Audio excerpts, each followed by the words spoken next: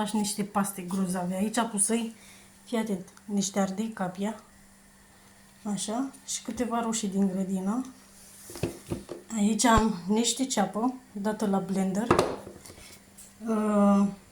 pătrunjel, niște Kaiser tăiat așa cu cuțutul și un pic de pastă de tomate de asta punem după aia.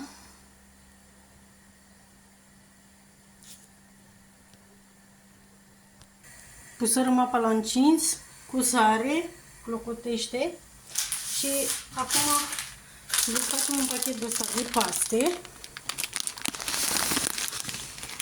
și turnăm aici. Așa. Stai. Îmi luai și eu mănuși. Mi-am cumpărat mănuși, dragă. De acum încolo să mă vedeți numai cu mănuși.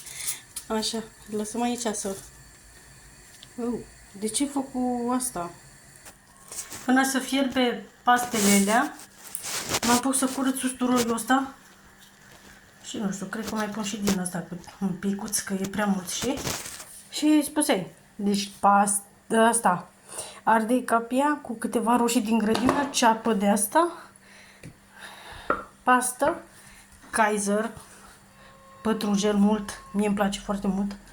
Și pastele sunt la fiert, îți spusei. O să iasă grozav. Da și voi un like, vă rog, vă rog. Să mai cresc și eu, că n-am mai postat de ceva timp.